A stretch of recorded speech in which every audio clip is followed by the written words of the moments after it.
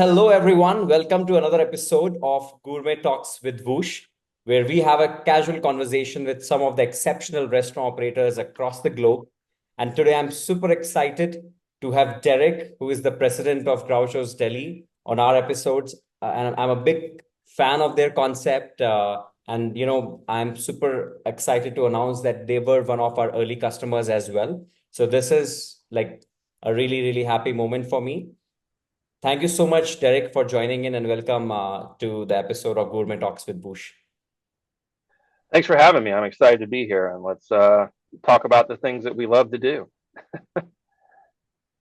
Perfect, perfect. So let's just jump in first of all with the concept of Groucho's Deli, right? Would love to know a little bit about the journey of Groucho's Deli, and I'm sure it's one of the iconic brands which a lot of our viewers have experienced themselves. But would love to know from your mouth about the journey, the evolution of Groucho's Deli, and your personal experience because you are sort of the flag bearer of this entire journey. So how have you seen the brand, the concept, the consumer perception evolving around Groucho's Deli? Would love to know your journey, your thoughts about the brand.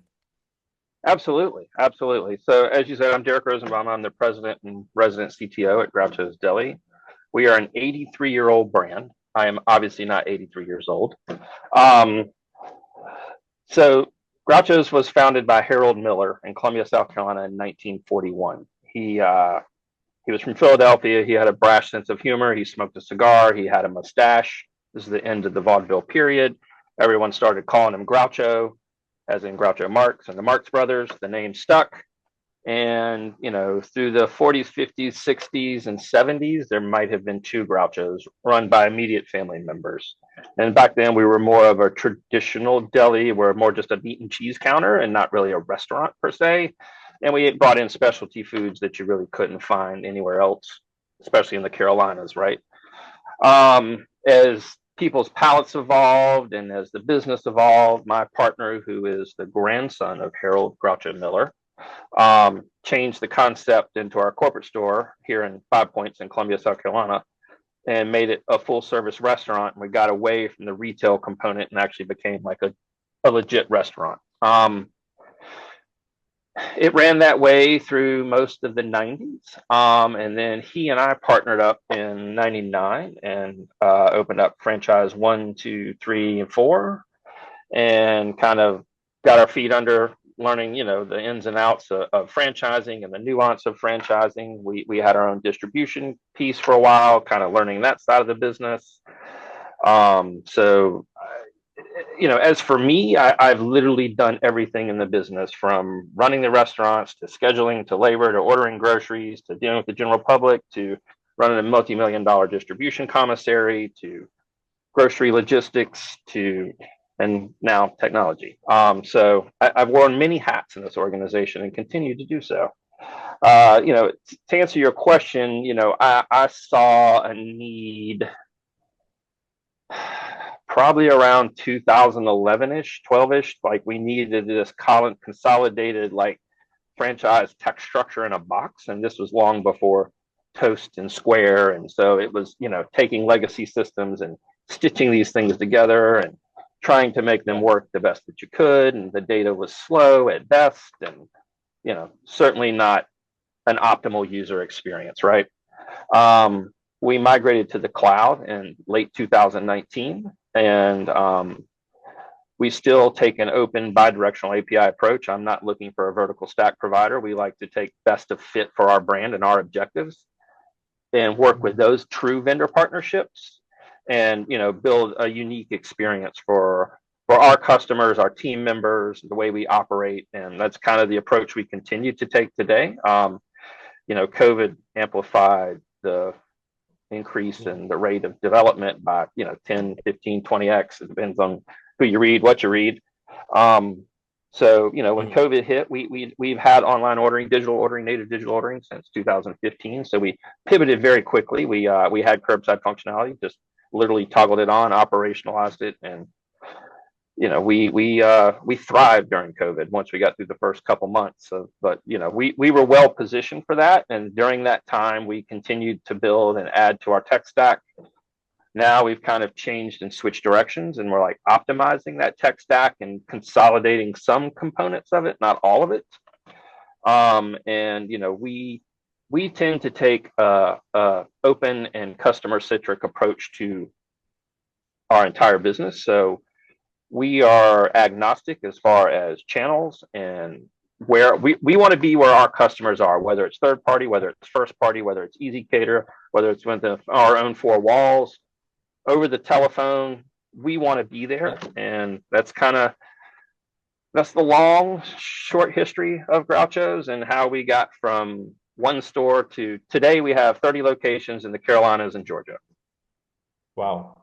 Oh, it's a very, very, inspiring journey there. Like I'm sure the viewers are learning a lot and they would be inspired to, as you said, that you've done it all right. And that's the right way to do it, right? That's the right way to scale it. And I think you are like one of the very few like food service entrepreneurs who are saying that we actually thrived in COVID, right? Because I was, experiencing it firsthand, like 99% of the operators, they were all like going through a very, very bad phase, right? They were just trying to just keep the lights open, right? And they were just trying to survive those dark days. And when you were saying that, and I think that the only reason which you could thrive, during those tough times, that you're just keeping your mind open and just trying to experiment and launch new things, right? Which sort of brings me to the next question, right? What are the new trends you are seeing in the entire Delhi industry, and how you are trying to cope with the new trends and trying to make sure that just trying to provide the best experience to the end user for your industry. I'm sure a lot of new competition would have popped up, a lot of new innovative concepts might have been coming in. So how do you in general tackle with the upcoming trends in your industry, and how do you make sure that you are constantly creating moats to do better than your competition in general? I mean, I don't look at it as just the deli segment of the business. I kind of look at it as QSR and fast casual, because I'm not just competing with my direct competitors. I'm competing with everybody because we're all going after the same market, the same wallet, the same everything. So um, it's a multifold approach to do that. But I mean, I guess to get to your initial question, what trends am I seeing? Convenience, frictionless, healthy lifestyles, sustainability. Where and how are you applying sustainability into your operations? What message are you conveying around these things and around healthy lifestyles and dietary change and dietary accommodation? That's a very big one now. So gluten-free, dairy-free, nut-free, egg-free. Whether it's personal preference or a true allergic response, that's not our place to adjudicate. I mean, we just have to provide and be where our customers want to be. I mean, if you go stand in line at a Starbucks and there's 5 people in front of you, just listen to the things that people do to coffee. It will blow your mind. So, like, that's just a coffee. Can you imagine a sandwich or a salad? So, I mean, you have to be able to provide, especially in the digital experiences, whether it's native or third party, that continuity and those options and the preferences to meet those consumers where they are. And then as far as like competition, I'm aware of what my competition does. Absolutely, I'm aware. I don't know that it dictates how we operate. I'm never chasing my tail or chasing somebody else's tail.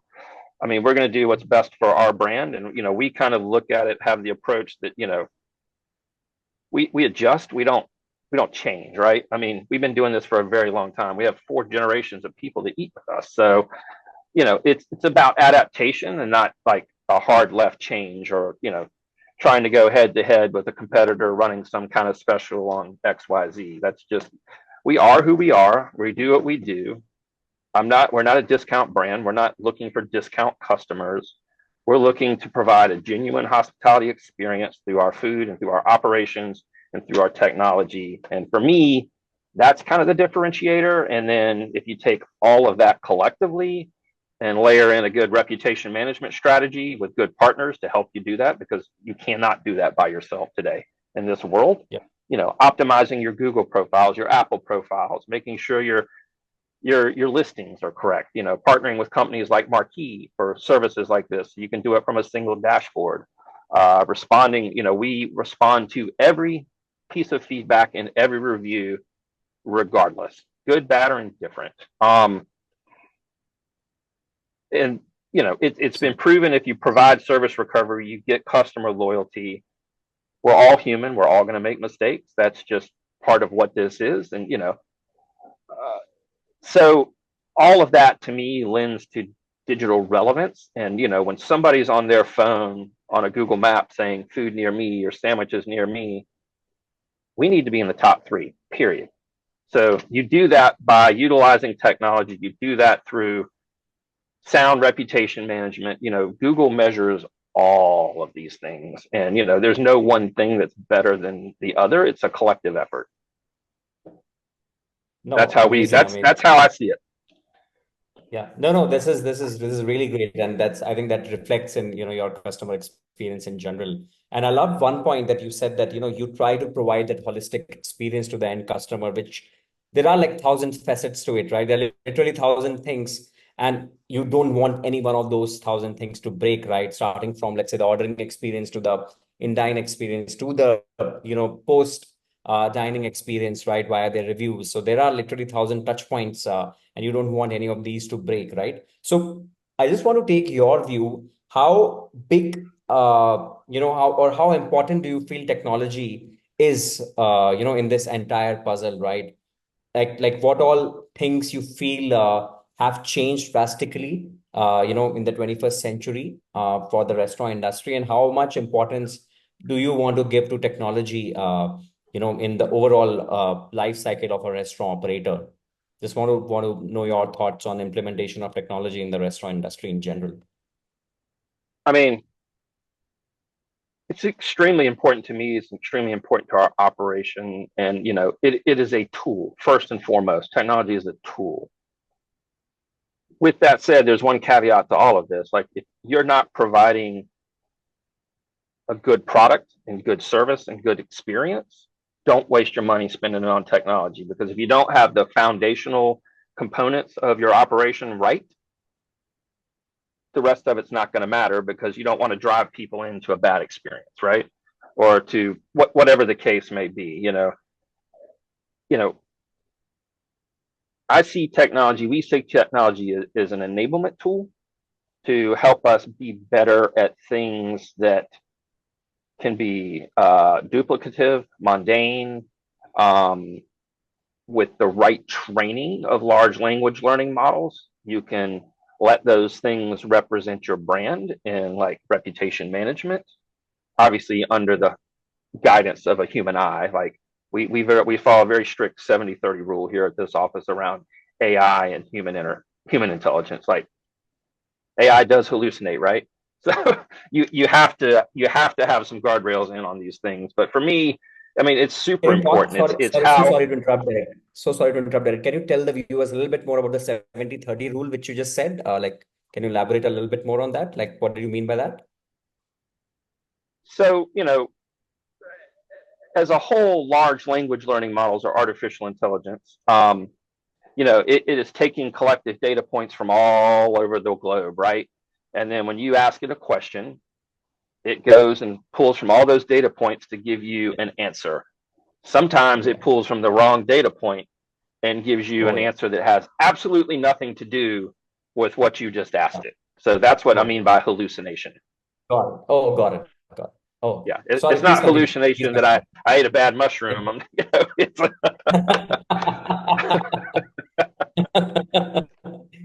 but for Oh, me, yeah, yeah. technology enables us to build better teams, better experiences, better response times.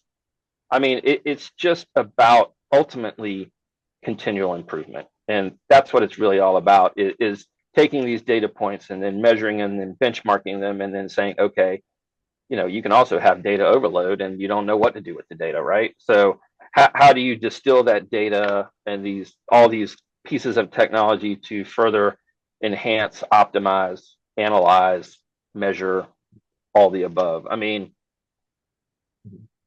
for me, I No, mean, technology is now permanent into this industry, at least for anybody I think that ultimately is looking to scale.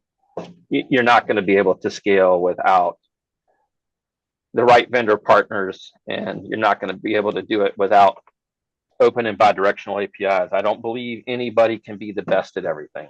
It's just not possible. You know, find partners that specialize in whatever this is, whether it's reputation management, whether it's ordering, whether it's, you know, distribution and logistics, whether it's POS, fill in the blank. You know, I think these are here, and you know, if we leverage this stuff right and develop the right systems using the customer centric approach, that, you know, it's still about the customer, still about our guests. Yeah. The technology is just there to enable the process.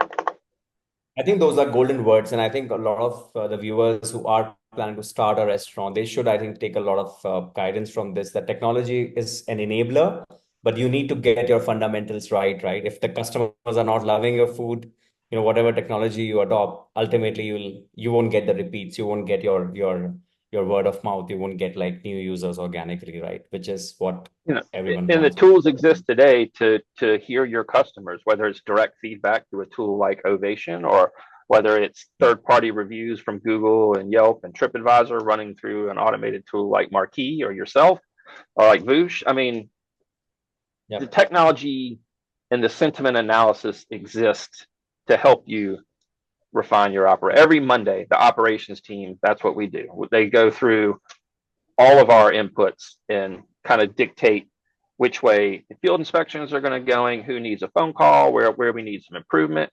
or do we need holistically as an organization to optimize something that's not working right? Do we need to pivot somewhere?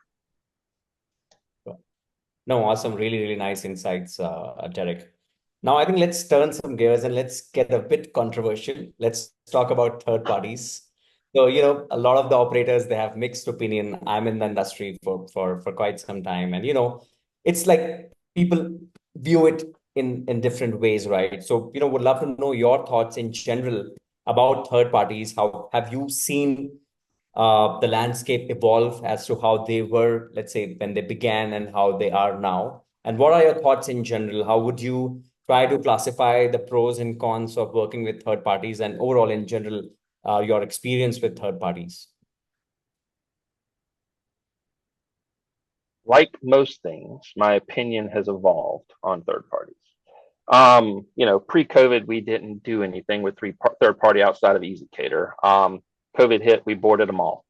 Um, the big three and the other two that don't exist. You know, I think what has become abundantly clear is that it's not going away. Convenience is king. Customers will pay for that convenience. You know, the missing piece is obviously the data share, right?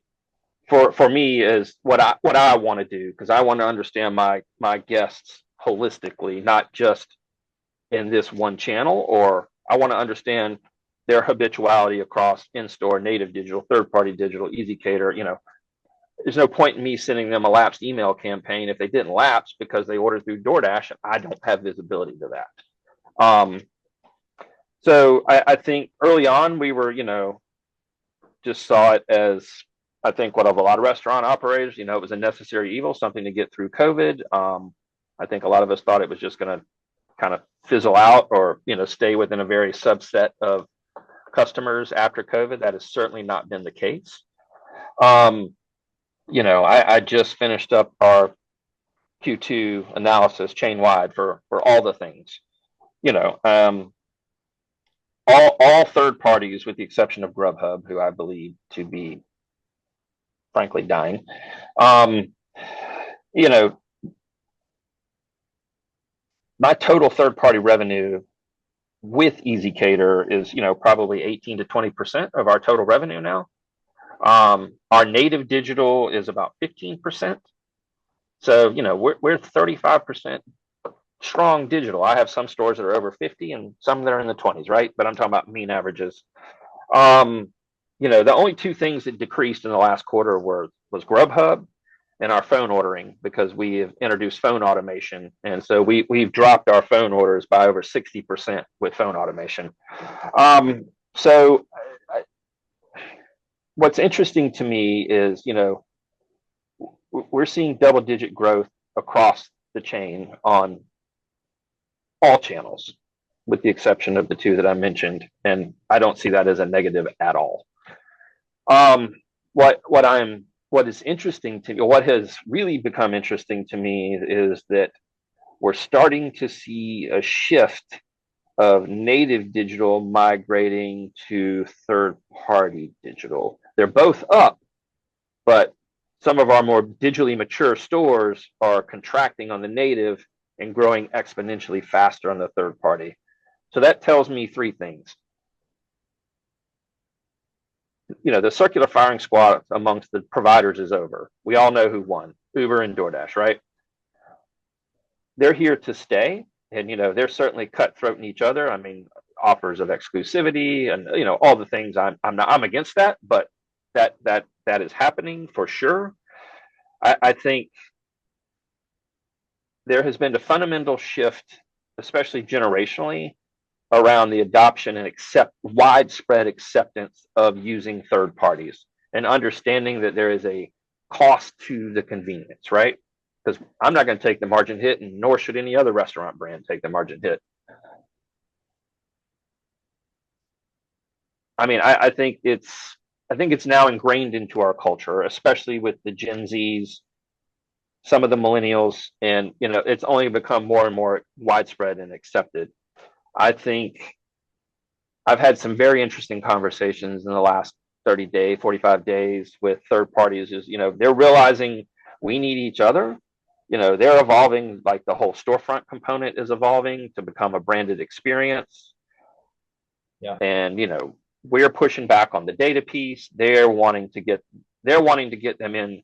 I mean, what does third party offer that every restaurant can offer? Convenience, choice, and a seamless ordering experience. I mean, I'm sorry, DoorDash is super easy to order on, right? Yep. And you can log in not knowing what you want. You can find, Asian food, you can find lamb chops, you can go get pizza, you can go get tacos, you can get whatever you want. So, I see third parties, primarily DoorDash, as a new customer acquisition channel, and we do performance marketing according to that objective. They're here to stay. So I think you need, as a brand, to figure out how to work with them. And I think we're entering the next phase, and it's going to be the lines between first and third party are going to become very blurred, is what I see.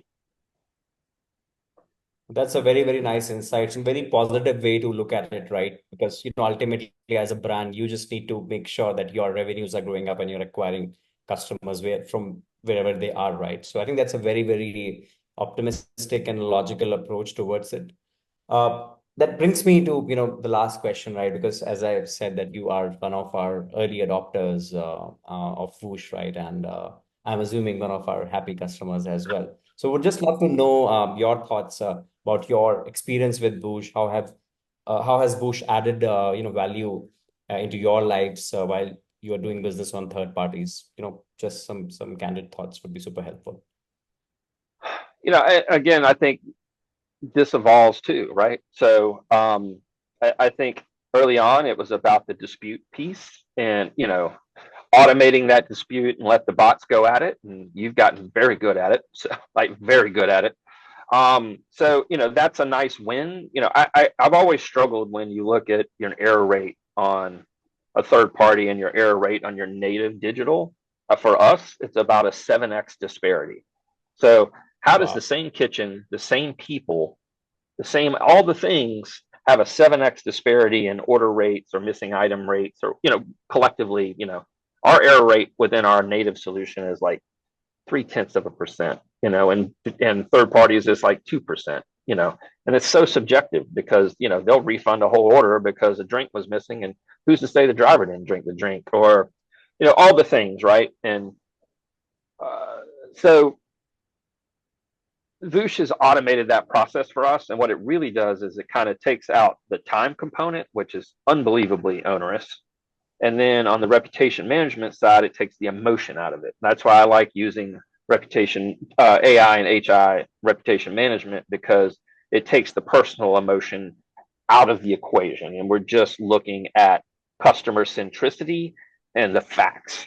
And so for us, and then for me as an enterprise, like I said, every Monday we sit down and we look at the downtimes.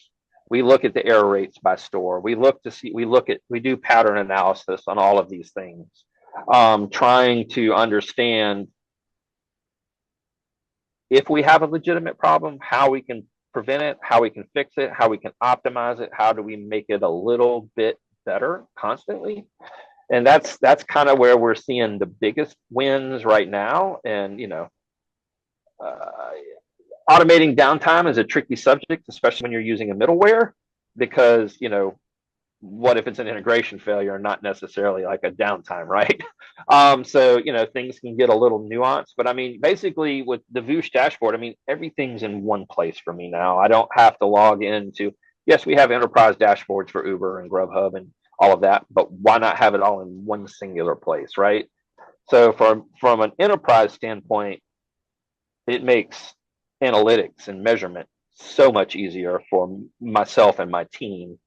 At the store operators, it's the same thing. I think the biggest hurdle now, and this isn't technically Voosh related, is just changing the mindset of the industry around third party.